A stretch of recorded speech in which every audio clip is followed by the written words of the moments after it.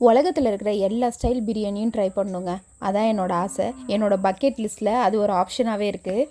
அந்த செக்லிஸ்ட்டில் இன்றைக்கி ஒரு குட்டி பாக்ஸ் டிக் பண்ணியிருக்கேன். நமக்கு ஏதாவது கோவம் வந்தால் நம்ம கோவத்தை எல்லாம் சாப்பாடு மேலே தான் காட்டுவோம். ஆனால் அந்த மாதிரி டைமில் கூட நம்ம முன்னாடி சிக்கன் பிரியாணியோ மட்டன் பிரியாணியோ இருந்தால் நம்ம மனசு மாறிடும். அவ்வளோ ஃபேவரட்டான ஃபுட்டு பிரியாணி.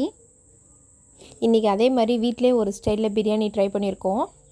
இது முகல் ஸ்டைலாக இல்லை ஹைதராபாடி ஸ்டைலான்னு எங்களுக்கு தெரியல. ஆனால் ஃபைனலாக டேஸ்ட் ரொம்ப சூப்பராக இருந்துச்சு.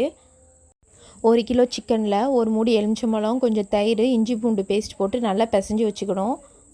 கொஞ்சம் மஞ்சள் பொடி சேர்த்துக்கிட்டு ஜீரகத்தூளும் மிளகுத்தூளும் சேர்த்துக்கணும். 2 ஸ்பூன் மிளகாத்தூள், 2 ஸ்பூன் மல்லித்தூள் சேர்த்துக்கிட்டேன். 1 ஸ்பூன் கரம் மசாலா சேர்த்துட்டேன்.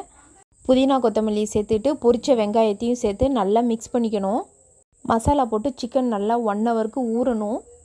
ஒரு பாத்திரத்தில் தேவையான அளவு தண்ணி வச்சு அதில் பட்டை, கிராம்பு, ஏலக்காய், புதினா, அரை மூடி எலுமிச்சம்பழம் போட்டு நல்லா கொதிக்க விடணும். தண்ணி கொதிச்சோன்னா அதில் பாஸ்மதி ரைஸை போட்டு 3/4 பதத்துக்கு வேக விட்டு எடுக்கணும். ஒரு கனமான பாத்திரத்தில் சிக்கனை மாற்றிட்டு அது மேலே ரைஸையும் ஃப்ரைட் ஆனியன்ஸையும் 2 லேயராக போட்டு 20 மினிட்ஸ் தம்மில் வச்சு எடுத்தால் டேஸ்டியான சிக்கன் பிரியாணி ரெடி.